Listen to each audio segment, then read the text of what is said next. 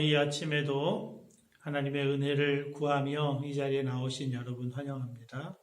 함께 기도하겠습니다. 아버지 하나님, 오직 하나님의 은혜만으로 살 수밖에 없는 저희들, 하나님의 놀라우신 사랑과 하늘로부터 부어지는 평강과 너무나 어렵고 답답하고 사방으로 우겨쌈을 당한 것 같은 이때에도 하늘을 여시고 하늘에서 우리에게 부어질 충만한 기쁨과 만족과 넘치는 감사를 주님 앞에 간구하기 위해 저희들 나왔사오니 이 시간 하나님 만나는 기쁨을 알게 하시고 하나님 은혜 가운데 새롭게 허락하신 이 생명을 값지고 열매 맺는 하루로 삼아갈 수 있도록 주장하여 주시옵소서. 예수님의 이름으로 기도합니다. 아멘. 자, 함께 찬송하겠습니다. 찬송가 263장입니다. 찬송가 263장입니다. 263장 함께 찬송하겠습니다. 이 세상 험하고 나 비록 약하나 늘 기도 힘쓰면 큰 권능 얻겠네. 주의 은혜로 대속받아서 피와 같이 붉은 죄 눈 거치겠네. 주님의 권능은 한없이 크오니 돌 같은 내 마음 곧 녹여주소서. 주의 은혜로 대속받아서 피와 같이 붉은 죄 눈 가치겠네. 내 마음이 약하여 늘 넘어지오니 주 예수 힘주사 굳세게 하소서. 주의 은혜로 대속받아서 피와 같이 붉은 죄 눈 가치겠네. 죄사함 받은 후 새 사람 되어서 주 앞에 서는 날 늘 찬송하겠네. 주의 은혜로 대속받아서 피와 같이 붉은 죄 눈 가치겠네. 아멘. 오늘 아침 함께 보실 하나님의 말씀은 먼저 잠언 18장 말씀입니다.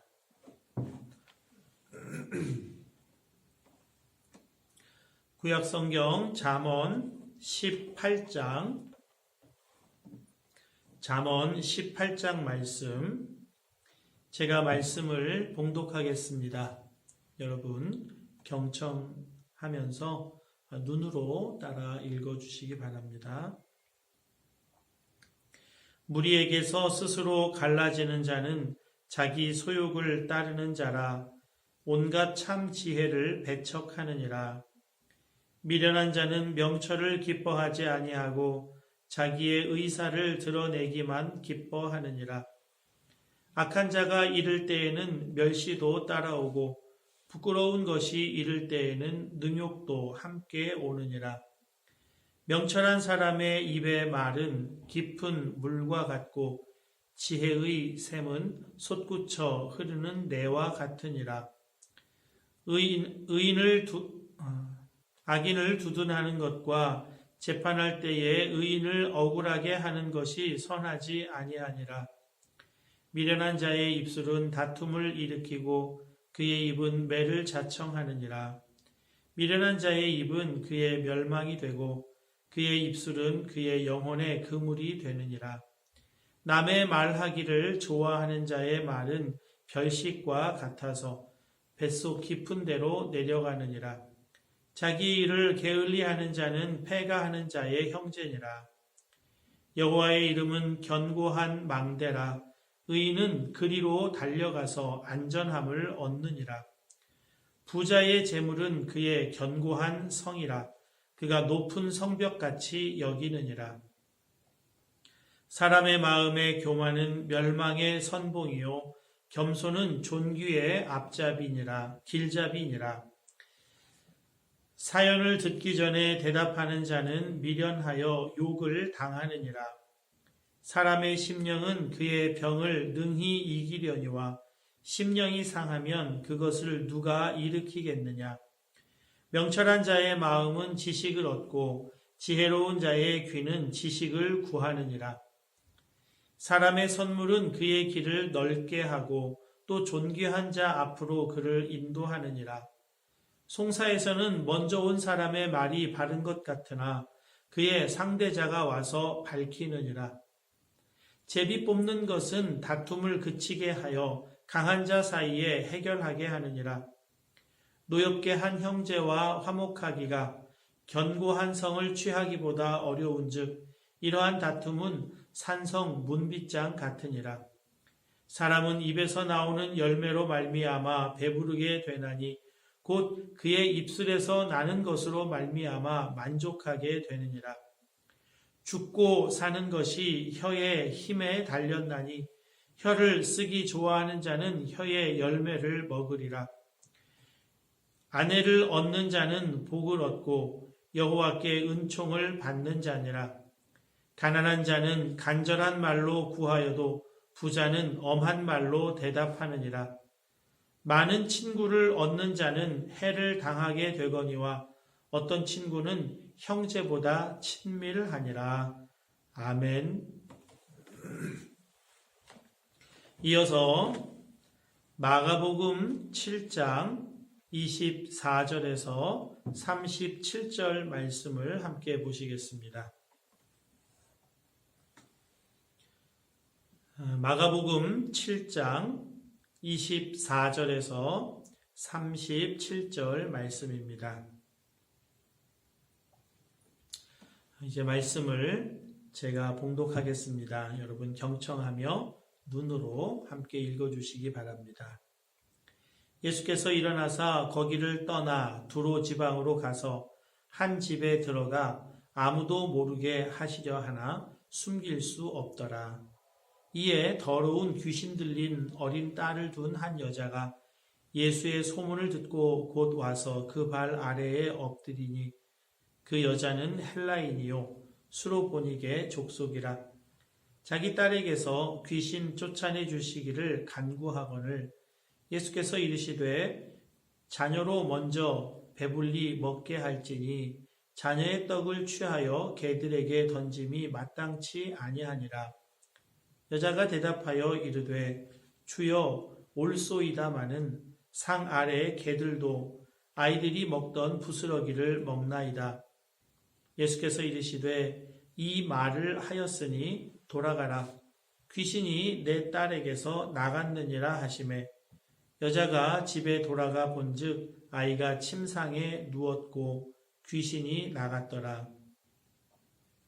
예수께서 다시 두로 지방에서 나와 시돈을 지나고 데가볼리 지방을 통과하여 갈릴리 호수에 이르시매 사람들이 귀먹고 말 더듬는 자를 데리고 예수께 나와 안수하여 주시기를 간구하거늘 예수께서 그 사람을 따로 데리고 무리를 떠나사 손가락을 그의 양 귀에 넣고 침을 뱉어 그의 혀에 손을 대시며 하늘을 우러러 탄식하시며 그에게 이르시되 에바다 하시니 이는 열리라는 뜻이라. 그의 귀가 열리고 혀가 맺힌 것이 곧 풀려 말이 분명하여졌더라. 예수께서 그들에게 경고하사 아무에게도 이르지 말라 하시되 경고하실수록 그들이 더욱 널리 전파하니 사람들이 심히 놀라 이르되 그가 모든 것을 잘하였도다. 못 듣는 사람도 듣게 하고 말 못하는 사람도 말하게 한다 하니라. 아멘. 이제 마가복음 7장 24절에서 37절까지의 말씀을 여러분 각자가 한 5분 정도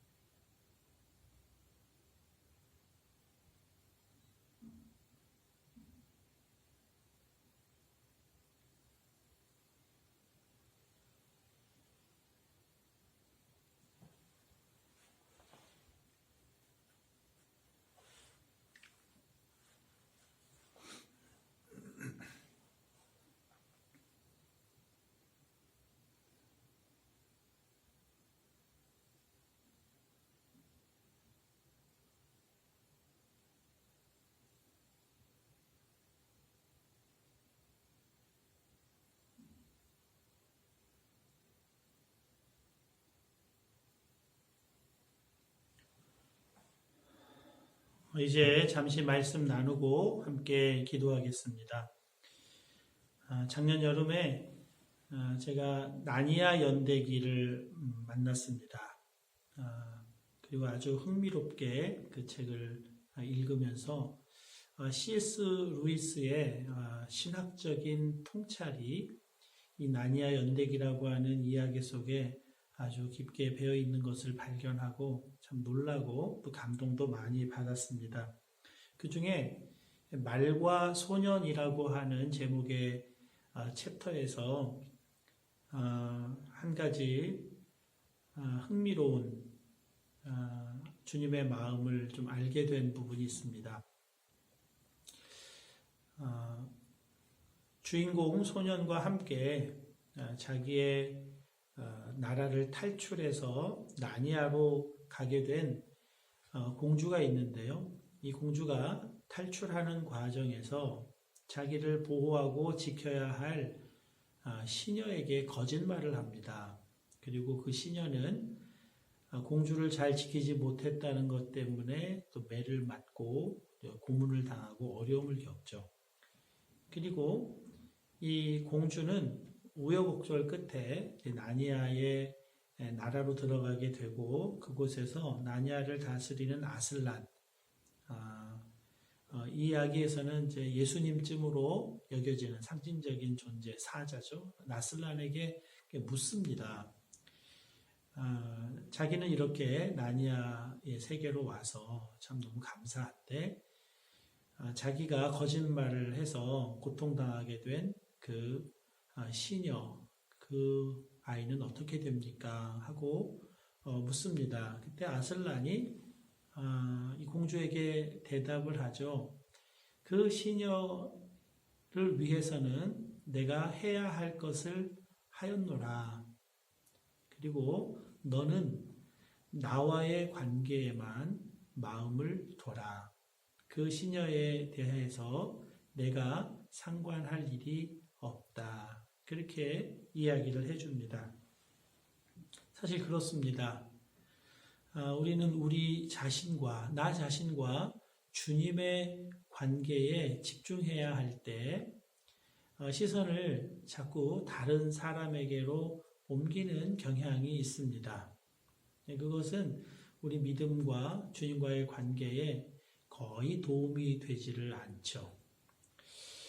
우리가 이 스로보니게 여인에 관한 이야기를 읽을 때 이 부분을 좀 의식하고 읽어가야 할 것 같습니다.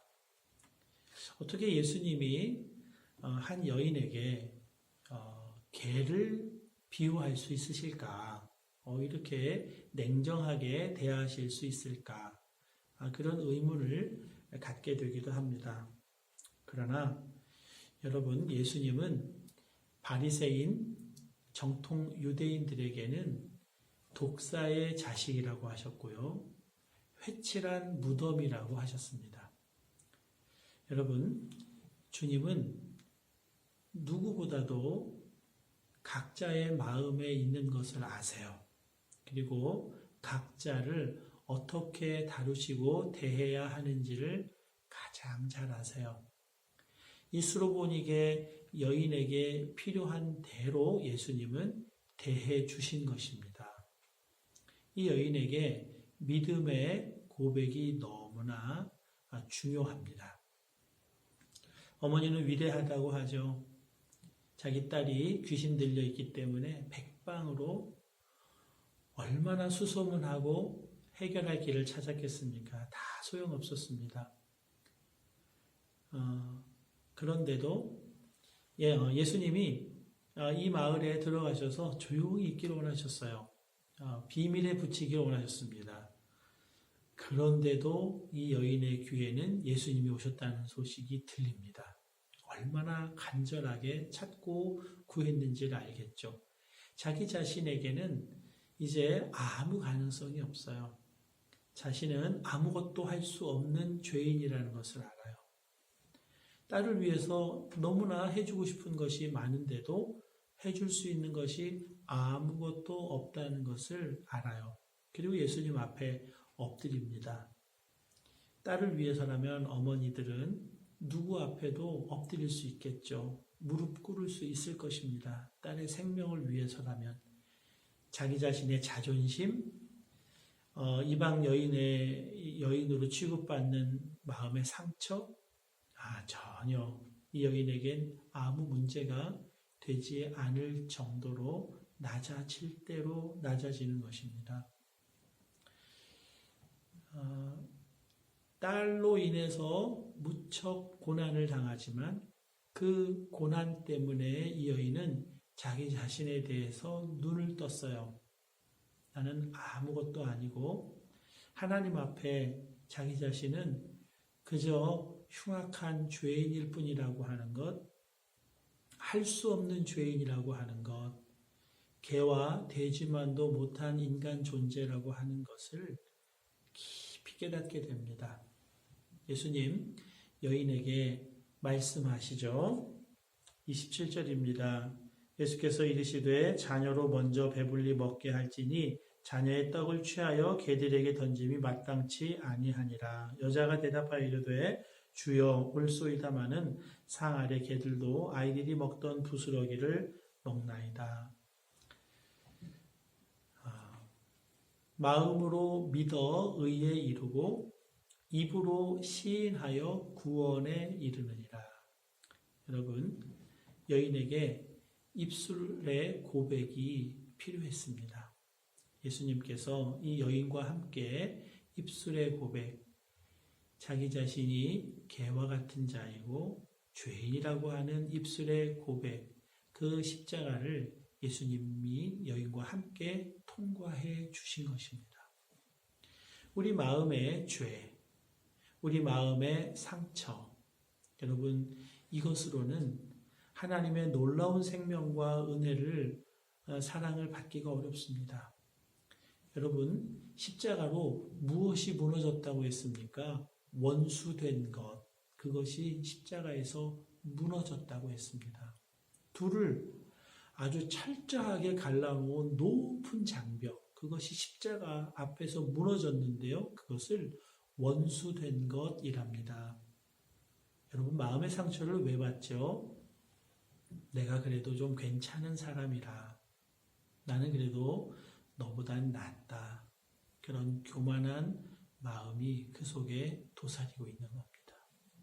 그래서 어떤 말을 들을 때 상처를 받기도 하는 거죠. 그러나 내가 죄인 중에 괴수라고 하는, 정말 나의 죄성에 눈을 뜬 사람은 상처를 받을 것이 없습니다.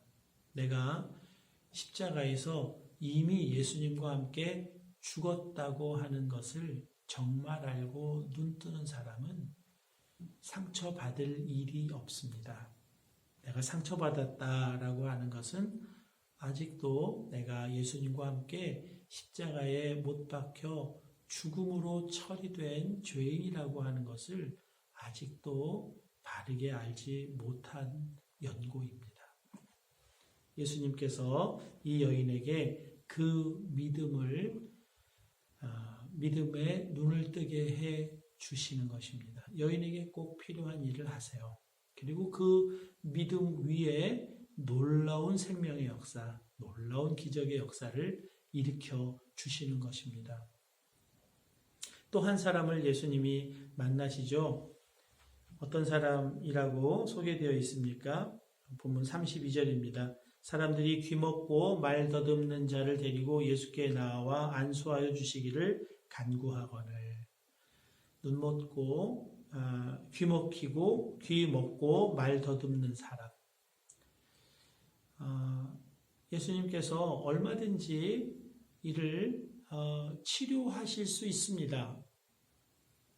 말씀 한마디로 얼마든지 치료하실 수 있지만 예수님 특별한 행동을 하십니다. 33절, 34절입니다.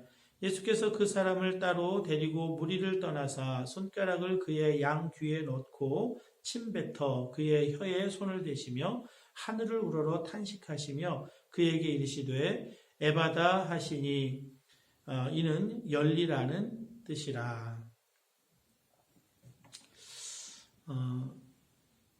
예수님은 귀 먹고 말 더듬는 사람 그 자신과 예수님을 일치시키고 계십니다. 손가락으로 그의 양귀에 넣고 침을 뱉어 그의 혀에 손을 대십니다. 그와 밀접하게 접촉하시고요. 그리고 하늘을 우러러 탄식하십니다. 그 탄식이 무엇입니까? 그 귀먹고 말 더듬는 사람 속에 있는 탄식을 예수님이 그를 위하여 대신해 주고 계시는 것입니다. 예수님은 교리적으로 인카네이션 하신 분이 아닙니다. 실제로 인카네이션 하셨습니다. 우리 이태리 말로 고기가 까르네인데요. 바로 거기에서 유래된 거죠. 인카네이션, 까르네. 육체 속으로 들어오셨습니다. 우리의 삶 가운데로 들어오셨다는 것입니다. 그저 멀리서 조정하시고 하시는 분이 아니라 우리의 삶의 고통의 현장 속으로 들어오셔서 함께 고통을 겪으시는 분이시라 하는 겁니다. 그것을 히브리서 4장 15절은 이렇게 말씀해 줍니다. 우리에게 있는 대제사장은 우리의 연약함을 동정하지 못하시리가 아니요 모든 일에 우리와 똑같이 시험을 받으시니로되 죄는 없으시니라.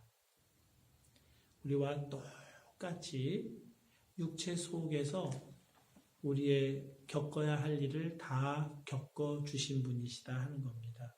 그래서 그 사람 속에 있는 탄식을 예수님이 대신 하시는 것입니다. 중보 기도 하시는 것이죠. 예수님 우리와 함께 하시는 분이십니다. 지금 우리가 코로나19 바이러스로 인해서 많은 어려움을 겪고 있습니다. 각자의 처한 곳에서 격리 생활하고 있죠. 예수님이 바로 그 현장에 계시는 분이시다 하는 겁니다.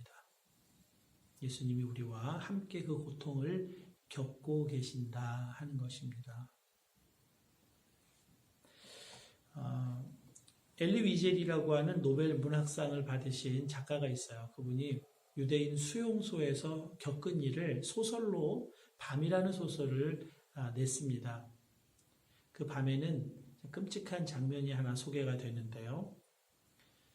그 수용소에서 여러 사람을 교수형에 처합니다. 소년 한 사람도 교수형에 처해요. 어른들은 자기 몸무게 때문에 곧 교수대에서 숨을 거두지만 소년은 끔찍하게도 자기 몸무게가 적게 나가기 때문에 빨리 죽질 못하고 매달려서 고통 가운데 허우적거립니다. 그것을 모든 수감자들, 유대인들이 지켜보고 있는 상황입니다. 지켜보고 있는 사람들 속에서 이런 탄식이 들려오죠. 도대체 하나님은 지금 어디에 계시단 말인가? 그때 또다시 음성이 들려옵니다. 하나님은 저 교수대 고통당하고 있는 저 소년과 함께 고통당하며 죽어가고 계신다. 인카네이션 하신 분이십니다. 광야의 길을, 그 흙먼지 날리던 광야의 길을 하나님께서 이스라엘 백성과 함께 걸으셨던 분이십니다. 교리적인 것이 아니라 실제적인 것입니다. 여러분, 우리는 무엇을 기도할지 알지 못합니다. 그러나 우리와 함께 하시는 성령께서 친히 기도해 주신다 말씀하고 있습니다.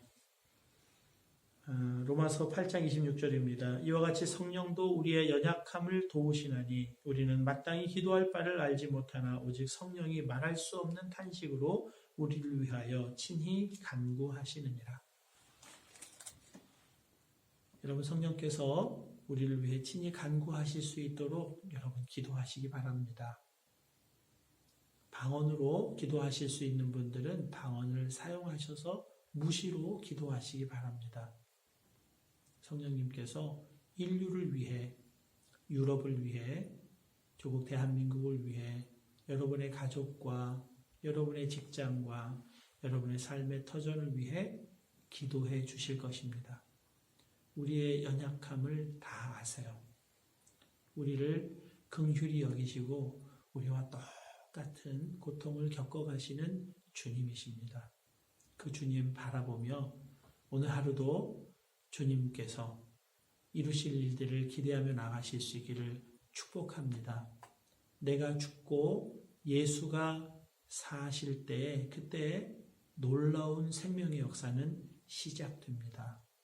내가 어떠한 자인지 눈뜨게 해주시고 내가 어떠한 자, 죄인인 것을 정말 알아서 상처나 죄가 십자가에 다 처리가 되고 하늘로부터 놀라운 생명의 능력을 받아서 승리하시는 저와 여러분 다 되실 수 있기를 주님의 이름으로 축복합니다.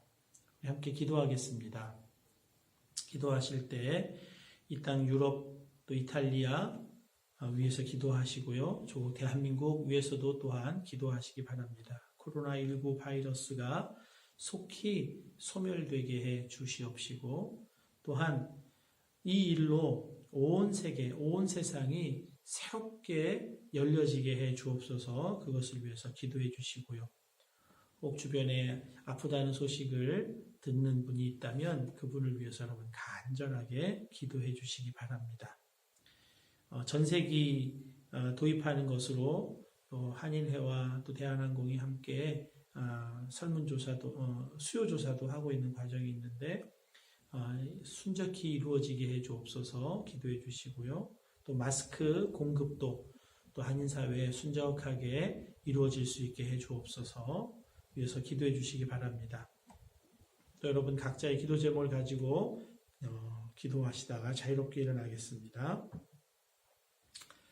아버지 하나님 은혜를 감사합니다.